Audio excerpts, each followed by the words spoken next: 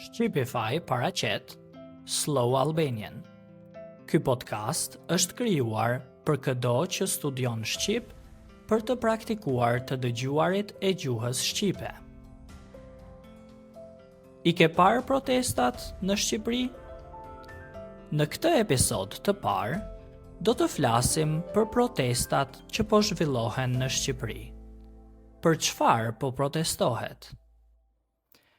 Çështja fillestare e protestës ishte shitja e një toke në Zvërnec, një zonë e mbrojtur në jug të Shqipërisë. Qeveria ka vendosur që kjo tokë t'i shitet Jared Kushner dhe Ivanka Trump për të investuar rreth 4 miliard dollar në një resort për të pasurit. Jo vetëm kaq, por bashkë me tokën e Zvërnecit, Ivanka Trump dhe Jared Kushner do të investojnë në ishullin e Sazanit, i cili është i pabanuar dhe është një bazë ushtarake. Në intervistën e saj për mediat amerikane, Ivanka Trump tha se ata e kishin zbuluar këtë ishull privat duke shëtitur me varg. Ata kishin notuar dhe kishin eksploruar ishullin e Sazanit dhe ju kishte bërë shumë përshtypje të mira. Mirë po pretendimi se ishulli i Sazanit është privat, është i gabuar. Ai i përket Republikës së Shqipërisë.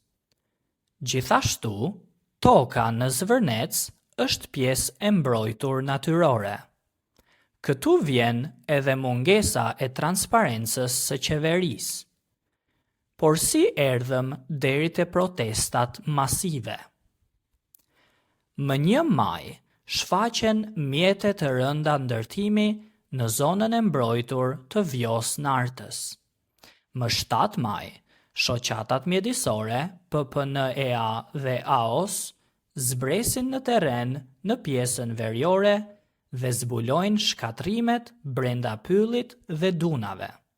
Më 8 maj, në pjesën jugore, dalin pamjet që konfirmojnë përgatitjen e rrugëve të aksesit me zhavor e gur brenda perimetrit të projektit. Më 15 maj, vazhdojnë shkatërimin e dunave në drejtim të kanalit të Dajlanit, po ashtu vendosin gardhin në pjesën veriore. Më 16 maj, zhvillohet protesta e parë. Aktivistët arrin të futen brenda rrethimit.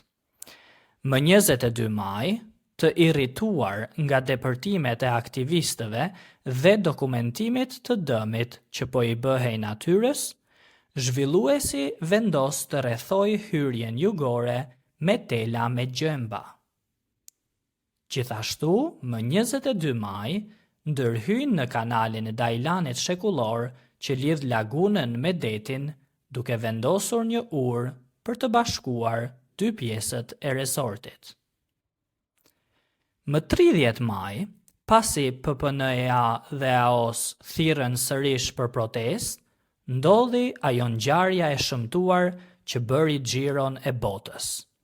Protesta kulmoi me rojet private që goditën dhe tërhoqën zvarr një protestues, ndërsa policia e shtetit bënte se hir në vend që të mbronte qytetarët.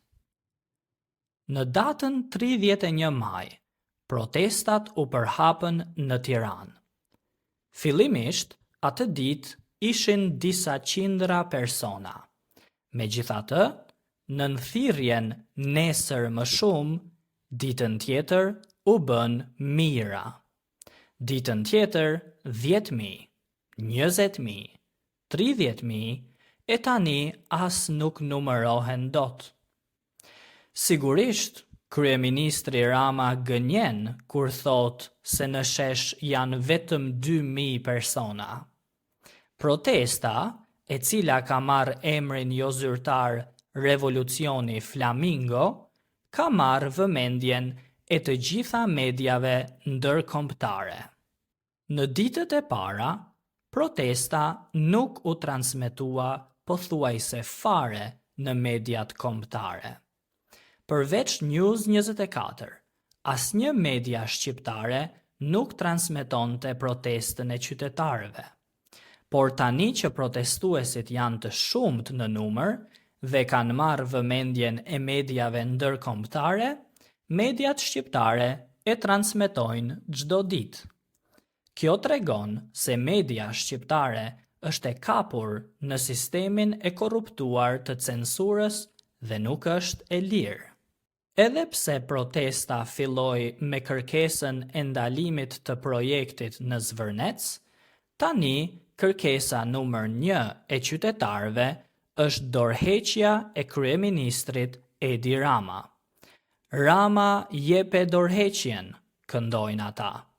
Thirrje të tjera janë Rama në burg, Berisha në burg. Shqipëria e shqiptarëve, vdekje tradhtarëve.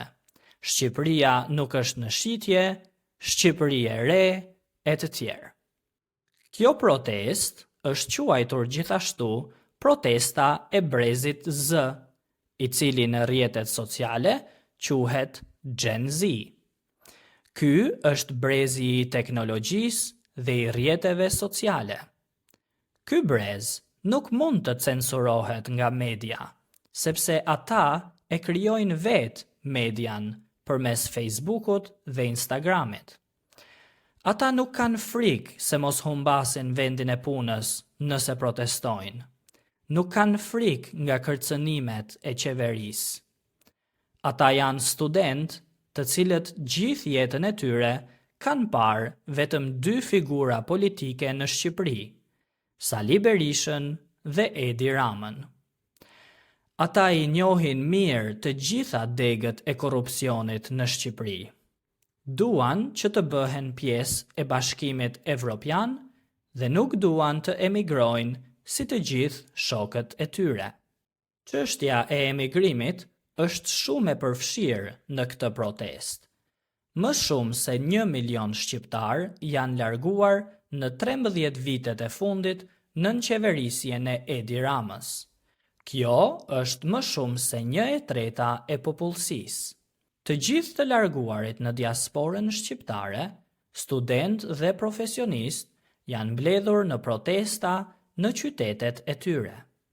Pati protesta në Gjermani, në Berlin, Munich, Hamburg, Heidelberg, Dortmund, Frankfurt e të tjerë, në Itali, Milano, Firenze, Bologna e tjerë, në Belgjik, në Bruksel, përpara Parlamentit Evropian. Shqiptarët e diasporës duan të kthehen. Askush nuk dëshiron të jetojë larg vendit të tij. Sidomos ne shqiptarët, të cilët kemi ndjenja të forta kombëtare dhe jemi shumë krenar që jemi shqiptar. Ne duam që të jetojmë në një shtet evropian, me një politik pa korrupsion, që e do të mirën e Shqipërisë. Nuk duam politikan që shesin tokën e Shqipërisë vetëm për një investim. Nuk duam që studentët tanë të largohen dhe nuk duam që spitalet tona të jenë në kushte të mjerueshme. Por çfarë mendon Edi Rama për protestën? Në fillim, ai e injoroi, duke thënë se në shesh kishin dalë vetëm 2000 persona. Më pas, kur numri u shtua, ai tha, nuk më intereson nëse dalin as 50.000, as 500.000, sepse mua më kanë votuar 800.000 persona. Ai pretendon se protestat nuk janë të sinqerta, por të kurdisura nga agent të huaj, iranian dhe grek. Ai thot se iranianët e kanë sulmuar Shqipërinë më parë me sulme kibernetike dhe janë përsëri të përfshirë këtu, ndërsa për grekët është e leverdishme që të mos investohet në Shqipëri, në mënyrë që Shqipëria të mos i bëj konkurrencë Greqisë në turizëm. Sigurisht, këto pretendime janë qesharake dhe kanë vepruar vetëm si materiale për më shumë memes për protestuesit. Edi Rama, me komentet e tij arrogante mbi protestat, vetëm sa i ka hedhur më shumë benzin zjarrit dhe protestuesit sa vijnë dhe shtohen. Në mbrëmjen e 10 qershorit, numri i protestuesve ishte aq i madh saqë pamjet me dron tregonin protestues nga Bashkia e Tiranës deri te Hotel Rogner. Kësaj mund të themi pa frikë se janë pothuajse 40 deri në 50.000 qytetar. Thirrja nesër më shumë duket se po funksionon çdo ditë. Në datën 13 qershor është paralajmëruar protesta më masive në të cilën do të përfshihen edhe qytetarët e diasporës, si dhe ata që jetojnë në qytetet e tjera. Me qëra fjala për qytetet e tjera, protesta ka pasur në Shkodër, Korçë, Lushnjë, ku protestuesit ishin në numër të lartë, si dhe në qytete të tjera me më pak protestues. Kjo tregon qartazi se pakënaqësia me qeverinë dhe klasën e vjetër politike është kombëtare dhe në numër të lartë. Madje dikush postoi një peticion për dorëheqjen e Edi Ramës, i cili brenda 24 orëve mori mbi 1.7 milion firma. Kujtoni që Shqipëria ka vetëm 2.5 milion banor, paçka se mbi 5 milion të tjerë jetojnë jashtë vendit. Si do të vazhdoj protesta? Mbetet për tu parë.